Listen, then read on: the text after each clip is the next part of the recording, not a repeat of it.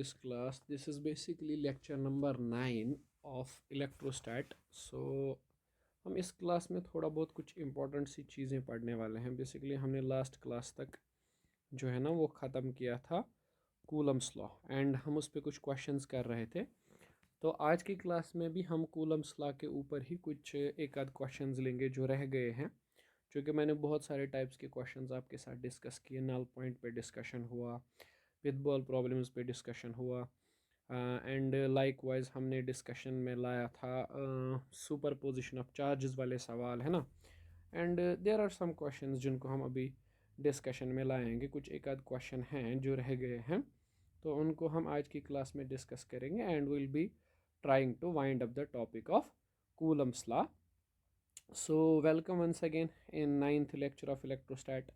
So if you are following the series continuously, then आपको अभी तक जो भी हुआ है क्लास में डिस्कस वो सब इंफॉर्मेशन तो होगी ही, but still if you are not following it तो I will suggest you to follow the this whole lecture series. Okay, so let's start basically with question number 1.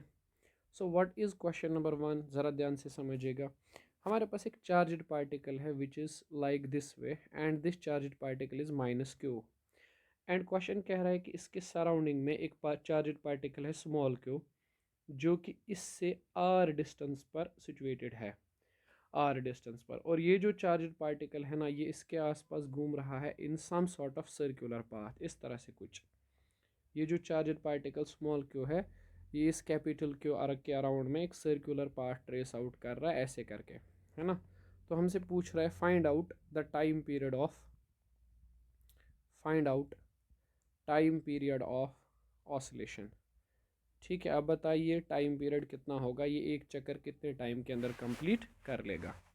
देखो इसका बड़ा सिंपल सा सवाल है, ये उसमें कुछ खास नहीं है. अब देखो यहाँ पर जो मोशन हो रही है that is a circular motion, और सर्कुलर मोशन होने के लिए एक फोर्स का होना ज़रूरी है and that is centripetal force. अब आपको पता है सेंट्रीपिटल फोर्स कहाँ होता है, टुवर्ड्स द सेंटर. सही. देखिए मान लीजिए ये चार्ज नेगेटिव है, वो चार्ज पॉजिटिव है, तो इस वाले चार्ज को फील होगी अट्रैक्शन टुवर्ड्स द सेंटर. ये कूलम्स फोर्स है, और यही इस केस में जो है ना सेंट्रीपिटल फोर्स का काम कर रहा है. ठीक है, तो हम लिखेंगे सेंट्रीपिटल फोर्स जो है F C, that is equal to Coulomb's force यानी इलेक्ट्रोस्टैटिक फोर्स. तो अगर हम सेंट्रीपिटल फोर्स की बात करें that is M we square upon are.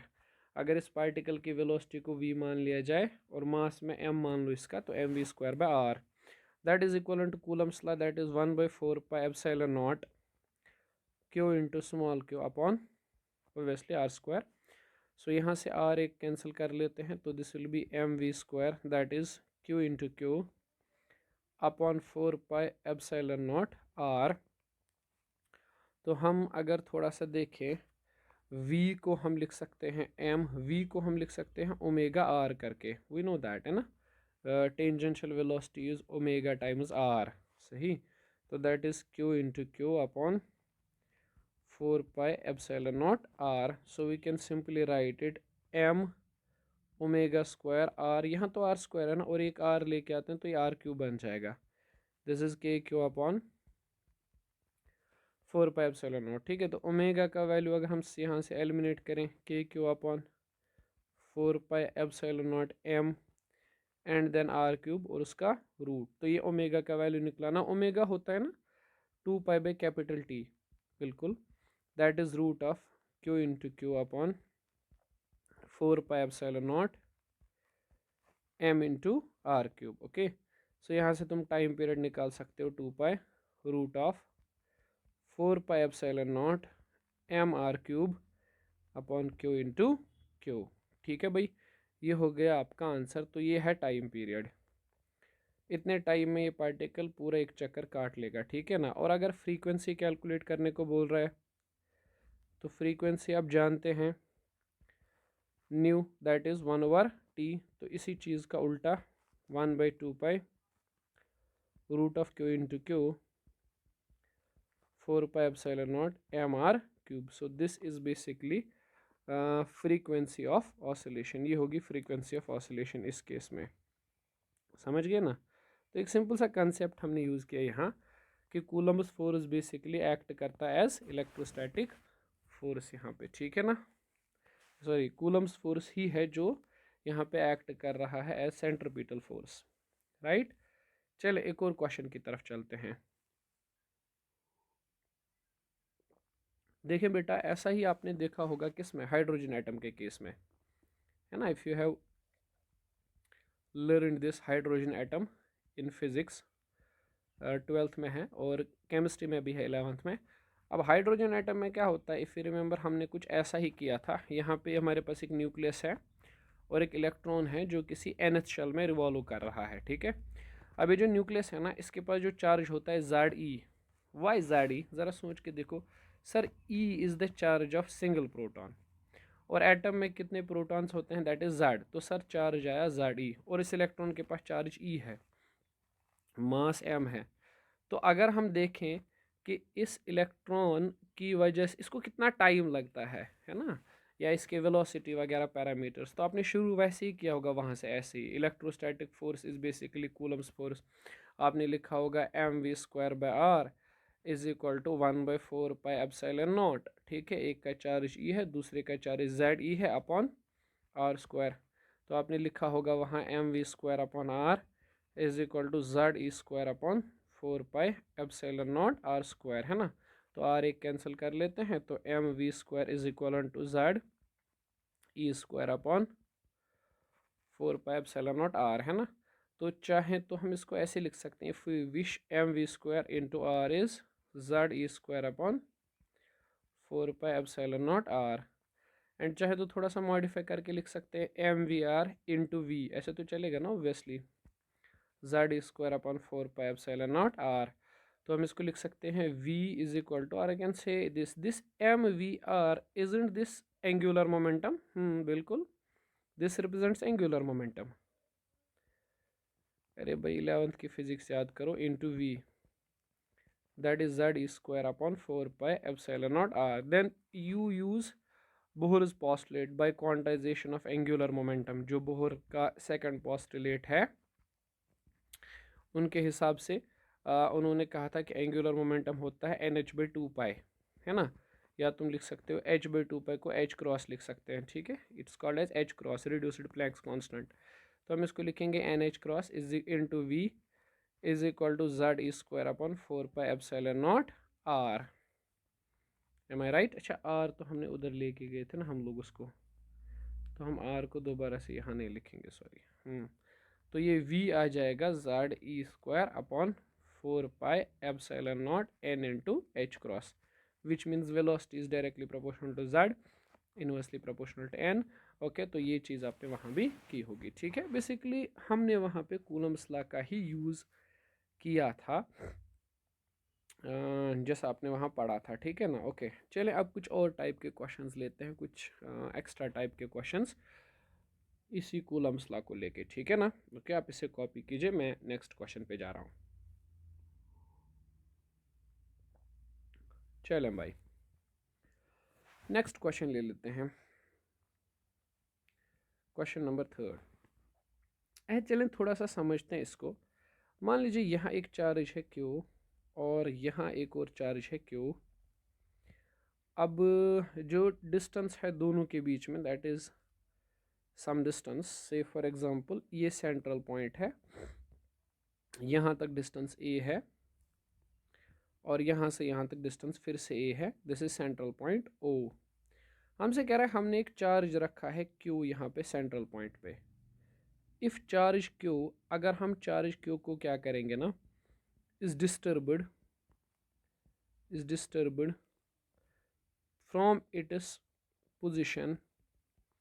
from its position by small displacement x, such that x is very less than a, which type of motion will it execute। तो question हमसे बोल रहा है कि आप एक सिस्टम लो जिसमें दो चार्जेस हैं, सेंट्रल पॉइंट लिया हुआ है, डिस्टेंस a और a है दोनों साइड से, और O is the central point. तो वहाँ पर एक चार्ज रखा है स्मॉल क्यू। अगर हम उस चार्ज को डिस्टर्ब करेंगे अपनी पोजीशन से, तो बताइए वो किस तरह की मोशन को एग्जीक्यूट करेगा, यानी उसकी मोशन कैसे होगी।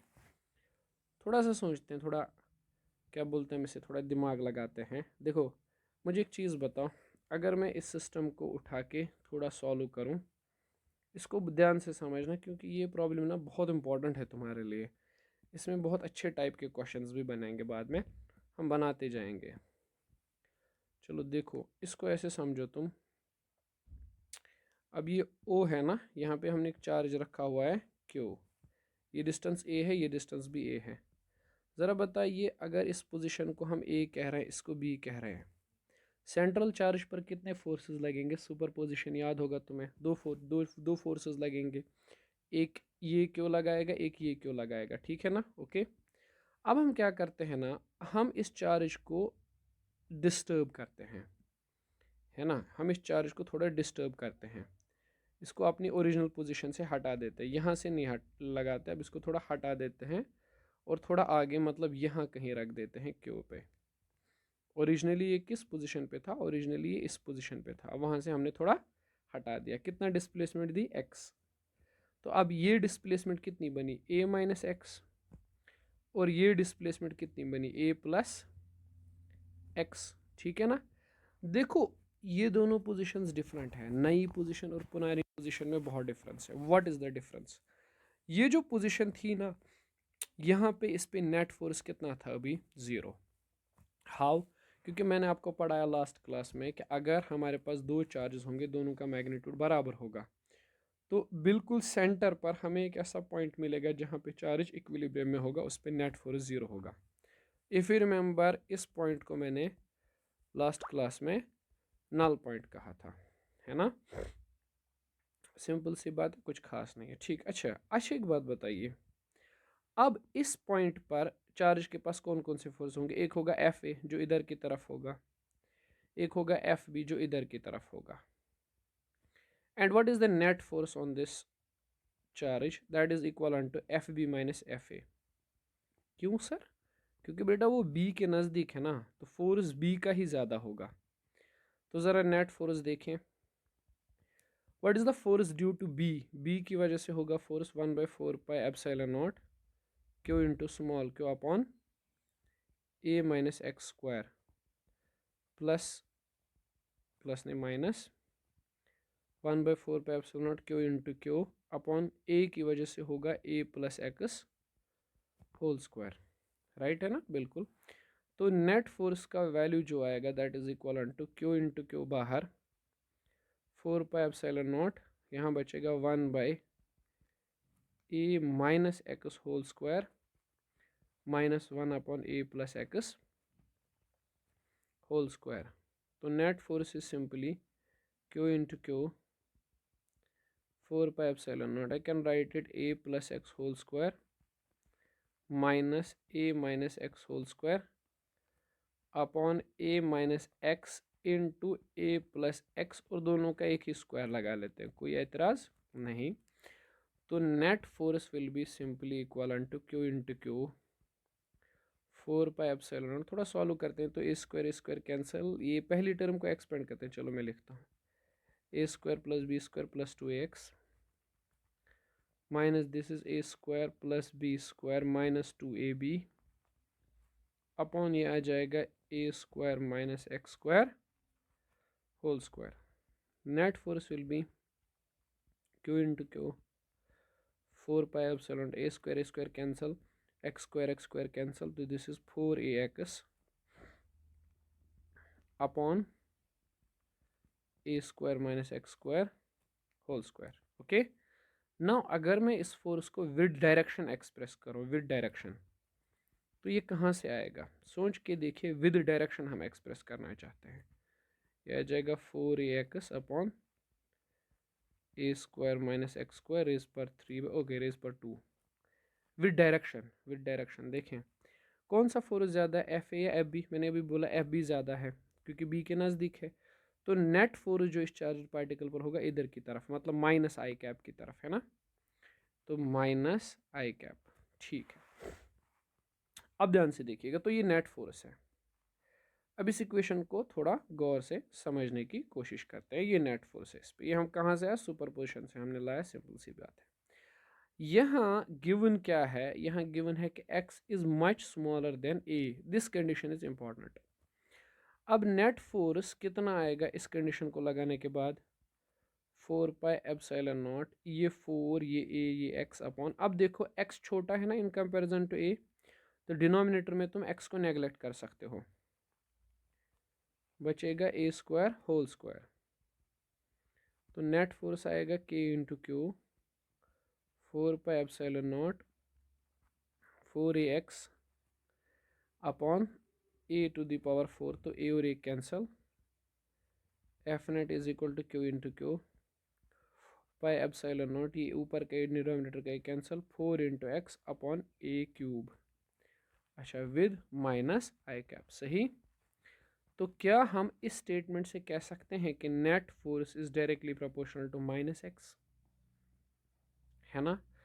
अच्छा ये बताओ, ये नेट फोर्स जब माइनस एक्स के प्रोपोर्शनल होता है, net force is directly proportional to minus x, तुम्हें नहीं लगता this is simply condition for S H M, ये एस एच एम के लिए कंडीशन है। मतलब हमें पता चला कि चार्ज्ड पार्टिकल जो है it will execute S H M, मतलब charged particle will execute SHM, will execute SHM about point O, about point O। इसको थोड़ा फिजिकली फील करते हैं कैसे, जैसे देखो यहाँ चार्ज क्यों है ना, यहाँ पे भी चार्ज क्यों है, सेंटर पर जब चार्ज क्यों था तो यहाँ पे इस पे नेट फोर्स कितना था, 0। अब हमने चार्ज पार्टिकल को थोड़ा डिस्प्लेस किया, इधर रखा, तो अब ये जो चार्ज बी पर है ना, इसकी वजह से ज़्यादा फोर्स है, तो ये चार्ज पार्टिकल इधर आएगा, जैसे ही इधर आएगा वापस तो इस ओरिजिन, इस पॉइंट पे पहुंच जाएगा, जैसे इस पॉइंट पे पहुंचा तो नेट फोर्स फिर से 0 बना। क्या ये चार्जड पार्टिकल इस ओरिजिन पर रुकेगा, सर रुकना तो चाहेगा। क्यों रुकना चाहेगा, क्योंकि सर ये इक्विलिब्रियम पोजीशन है, हर किसी चार्जड पार्टिकल को अच्छा लगता है इक्विलिब्रियम पे रहना, तो ये इक्विलिब्रियम पोजीशन है इसलिए रुकना तो चाहेगा, लेकिन क्या रुक पाएगा, आंसर है नहीं। क्यों, क्योंकि यहाँ इस ओरिजिन पर जैसे ये पहुंचेगा it will be having some inertia, inertia of motion, और उस इनर्शिया ऑफ मोशन की वजह से ये चार्ज पार्टिकल कुछ थोड़ा सा इस तरफ आ जाएगा। लेकिन सर जैसे ही इस तरफ आया, अब ए का फोर्स ऑफ रिपल्शन ज़्यादा हो गया, तो ये दोबारा इस तरफ धकेला गया है ना, इस पे फोर्स इधर लगा, तो क्या ये चार्ज पार्टिकल अब ओरिजिन पे रुकेगा, सर रुकना तो चाहेगा मगर फिर से इनर्शिया, तो सर इधर पहुंचेगा वापस, और वहाँ से उसे बी का फोर्स ज़्यादा मिलेगा, और ये चार्ज पार्टिकल ऐसे ऐसे करता रहेगा, यानी ऐसे चम करेगा। तो क्वेश्चन अराइजेस, सर अगर ये एस एच एम करेगा तो इसका टाइम पीरियड कितना होगा। ज़रा ये इक्वेशन उठा के लेके आओ, क्या है ये net equation, net force q into Q, 4 pi epsilon not 4x upon A cube into minus i, सही। सो क्या मैं फोर्स को लिख सकता हूँ m इंटू ए, मास इंटू एसेलरेशन, बेटा ये a मैं थोड़ा लिखता हूँ, कैपिटल A में लिखता हूँ, हाँ ये a एसेलरेशन है, is equal to Q into Q upon 4 pi epsilon not 4x upon A cube, सही, माइनस के साथ, ठीक। तो क्या मैं इसको ऐसे लिख सकता हूँ, a is equal to minus q into q 4x upon 4 pi epsilon not a cube, सही। सो में लिख सकता हूँ इसको। तो क्या ये इक्वेशन वैसी ही नहीं है जैसे हमने 11th क्लास में पढ़ी है, क्या कि acceleration is minus omega square x, है ना। तो ज़रा सोच के देखो, ओमेगा के बदले क्या है, इस एक्स को छोड़ दो, ओमेगा स्क्वायर के बदले क्या है वहाँ, क्यू इंटू क्यू, साथ में 4 upon sir 4 pi epsilon not a cube, 4 और 4 cancel, omega is sir root of Q into Q pi epsilon not a cube, sir omega आपको पता है, इसके बदले 2 पाई/t कर दीजिए, root of Q into Q upon pi epsilon not a cube, तो t आ जाएगा sir 2 pi root of pi epsilon not a cube upon q into q. क्या ये मुझे टाइम पीरियड बता रहा है, बिल्कुल ये मुझे बता रहा है ये चार्ज पार्टिकल कितने टाइम पीरियड में एक चक्कर कंप्लीट कर लेगा। If I am not wrong, हाँ ये m है यहाँ, सॉरी एम है डिनोमिनेटर में, इस एम को हम कतई भूल नहीं सकते, तो एम है। वेरी गुड, ठीक है ना। तो ये टाइम पीरियड है, एम आई राइट, ओब्वियसली, है ना। बट यहाँ कंडीशन क्या है, ये वाली condition x is less than a, ये कंडीशन है एस एच एम वाली, है ना, तब ये होगा। क्योंकि सोच कर देखो, अगर ये कंडीशन नहीं होती, क्या हम यहाँ पे ये चीज़ एक्स को नेग्लेक्ट ही नहीं कर पाते, अगर ये नहीं होती तो इस रिजल्ट तक नहीं पहुँचा जा सकता था। तो इसलिए क्वेश्चन में बोला है कि एस एच एम एग्जीक्यूट करेगा, है ना। और ये फोर्स हमेशा टूवर्ड्स, ये नेट फोर्स हमेशा टूवर्ड्स इस पॉइंट पे होता है, इस पॉइंट के अलोंग, यानी ऑरिजिन के अलोंग होता है, होना भी चाहिए ना। This force is acting like the restoring force, है कि नहीं। तो ये पार्टिकल एग्जीक्यूट करेगा एक शानदार एस एच एम, ठीक है। आगे बढ़ते हैं नेक्स्ट क्वेश्चन की तरफ। अच्छा, एक बात बताते हैं, थोड़ा सा आगे चलते हैं, एक और प्यारा सा सवाल ले लेते हैं। बढ़िया सा क्वेश्चन है, ध्यान से समझिएगा। क्वेश्चन हमसे वही कह रहा है कि भाई हमारे पास दो चार्जड पार्टिकल्स हैं, एक क्यू, एक चार्जड पार्टिकल है क्यू। हमारे पास एक और चार्जड पार्टिकल है यहाँ, छोटा सा चार्जड पार्टिकल है माइनस क्यू। ये ए है, ये ए है। हमने इसे डिस्प्लेसमेंट दी है इस तरफ, ऊपर की तरफ। और जो हमने इसे डिस्प्लेसमेंट दी है ना x, that x is much less than a. तो इसकी मोशन को एनालाइज करो, ये कैसी मोशन करेगा। चलो इसको थोड़ा समझते हैं। ये यहाँ चार्ज क्यों है पॉइंट ए पे, यहाँ चार्ज क्यों है पॉइंट बी पे, ये ओरिजिन है, सेंटर है। अब ये चार्जड पार्टिकल को हमने मोशन दी और यहाँ पहुँचाया, ये डिस्प्लेसमेंट एक्स है। और हमें गिवन है कि x is too small than a. मैंने यहाँ थोड़ी ज़्यादा बना दी ताकि आपको समझ आए। अब बताओ, ए चार्जड पार्टिकल है ना, माइनस क्यों ना, ए कितना फोर्स लगाएगा, फोर्स ऑफ अट्रैक्शन इधर की तरफ एफ। बी कितना फोर्स लगाएगा इधर की तरफ। देखो एक चीज़ बताओ मुझे, ये डिस्टेंस कितनी होगी, it will be simply root of a square plus x square. और यहाँ से भी ये डिस्टेंस कितनी होगी, root of a square plus x square, है ना। अब तुम सोच के देखो, डिस्टेंसेस बराबर हैं, चार्ज क्यों और क्यों दोनों साइड से, तो दोनों साइड से सेम फोर्स लगेगा एफ, ऑब्वियसली, है ना। इस एंगल को थीटा मान लो। तो क्या तुम ये कह सकते हो कि सर अगर ये एंगल थीटा है तो ये वाला भी थीटा होगा, और ये ट्रायंगल और ये ट्रायंगल कनकरेंट है, तो ये एंगल अगर थीटा एक में तो ये भी थीटा होगा, और इस हिसाब से ये एंगल भी थीटा होगा, है ना। तो ज़रा इस फोर्स को स्प्लिट करो, यहाँ से निकलेगा एफ कॉस थीटा, और इधर की तरफ एफ साइन थीटा। इस फोर्स को भी स्प्लिट करो, इधर से आएगा एफ कॉस थीटा, और इधर की तरफ एफ साइन थीटा, ये और ये कैंसिल। क्या नेट फोर्स ओरिजिन की तरफ है, बिल्कुल सर, नेट फोर्स ओरिजिन की तरफ है। और ये नेट फोर्स होगा कितना, सोच के बताओ, दिमाग लगाओ। It will be sir 2f sine theta. 2 times f का value sir 1/4 pi epsilon naught q into Q upon distance दोनों के बीच में a square plus x square power 2a square plus x square r square, है ना। और sir sine theta, sine theta का value sir यहाँ से देखो, that is perpendicular in x upon sir hypotenuse a square plus x square root. तो sir ये net force जो होगा that will be q into Q upon sir 2 pi epsilon naught x. और sir देखिए square और root cancel, यानी इसका power 1 और उसका पावर 1/2, तो a square plus x square power 3/2। देख लीजिए सर, ये है नेट फोर्स। और सर ये चूंकि डाउनवर्ड डायरेक्शन में, so will be writing it as minus j cap. तो क्या यहाँ मैं बोल सकता हूँ net force directly proportional to x है, बिल्कुल भी नहीं। कहाँ सर, न्यूमरेटर में एक्स, डिनोमिनेटर में एक्स। लेकिन ज़रा सोच के देखो, कंडीशन क्या है कि x is very small as compare to a. क्या न्यूमरेटर वाले एक्स को मैं in comparison to a neglect कर सकता हूँ, बिल्कुल। F net is equal to Q into Q upon 2 pi epsilon. X को 0 कर दो तो ये बनेगा ए स्क्वायर रूट, क्या तो ए पावर 3, सही, और ये एक्स माइनस जे कैप। क्या ये कंडीशन बन गई कि net force is directly proportional to minus x, बिल्कुल। तो क्या ये एस एच एम वाली कंडीशन है, 100%। तो charged particle S H M करेगा, बिल्कुल सर। तो एक्सेलरेशन कितनी होगी, एम इंटू ए लिख सकता हूँ मैं फोर्स के बदले, that is q into q x upon 2 pi epsilon not a cube minus, ठीक है ना। तो ए को मैं लिख सकता हूँ minus q into q x upon 2 pi epsilon not a cube into m. तुम जानते हो ये एसरेशन एस एच एम में होते हैं ओमेगा स्क्वायर एक्स, तो ओमेगा के वैल्यू क्या आएगा यहाँ पे, root of Q into Q upon 2 pi not m a cube. और टाइम पीरियड भी तुम जानते हो, हमें ओमेगा के बदले 2 पाई/टी लिखना है ना, तो वो आ जाएगा 2 pi epsilon not m a cube upon q into Q.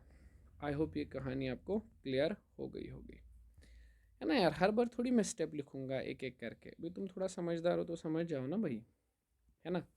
तो ये आ गया टाइम पीरियड का फॉर्मूला, है कि नहीं। सिंपल है, कुछ खास नहीं है, ठीक है, ओके। चलें सर कुछ और, ठीक है, एक और सवाल। अच्छा एक बात बताओ, यहाँ एक चार्ज पार्टिकल है क्यों, यहाँ एक चार्ज पार्टिकल है क्यों, यहाँ हमने एक चार्ज पार्टिकल रखा है माइनस क्यू, ये ए और ये। अब ये चार्ज पार्टिकल चलते चलते चलते चलते हमने इसको डिस्प्लेस किया, यहाँ पहुँचा दिया, है ना। ये प्लस क्यू है, not minus Q, plus Q.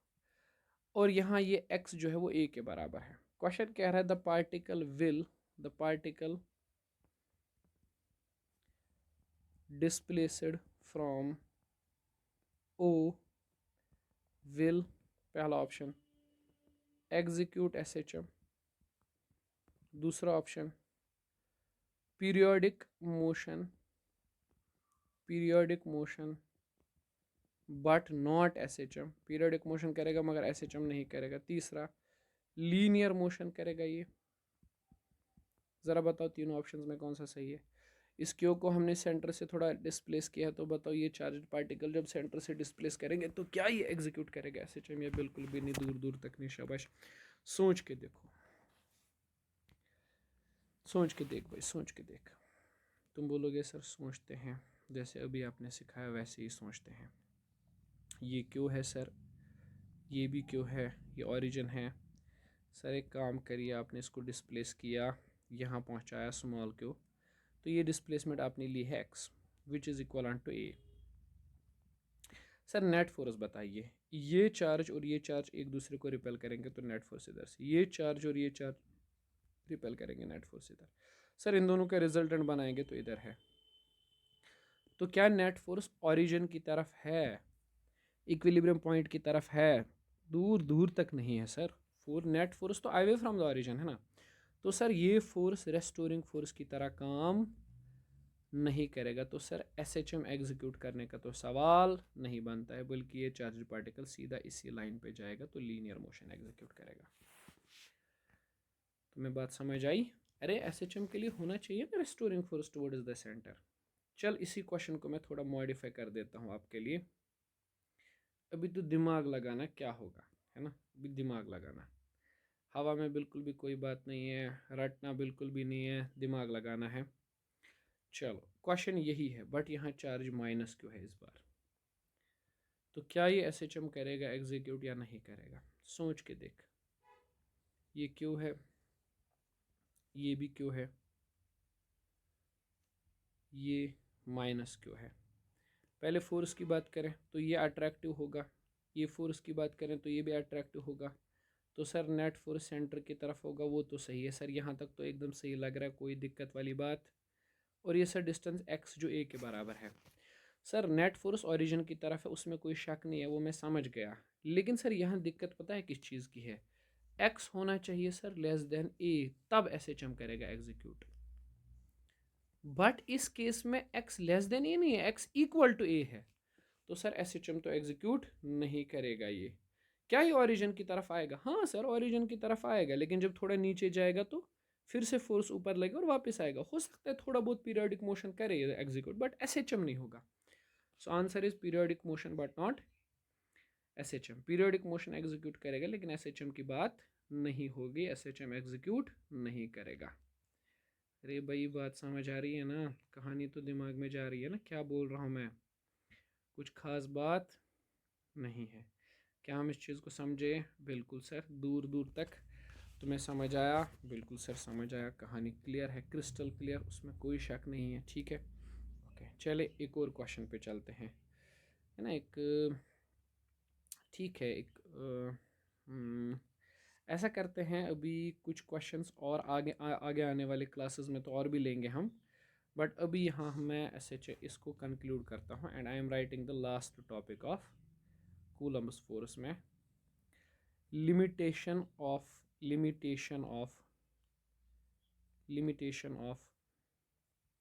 Coulomb's law. Let me conclude. Limitation of Coulomb's law. Coulomb's law पे कुछ limitations हैं, वो कर लेते हैं और आपका Coulomb's law ख़त्म। पहली बात, Coulomb's law में सबसे पहली बात यह है कि it is applicable to point charges only. ये सिर्फ और सिर्फ पॉइंट चार्जेस के लिए एप्लीकेबल है और किसी के लिए भी नहीं, सिर्फ और सिर्फ पॉइंट चार्जेस के लिए।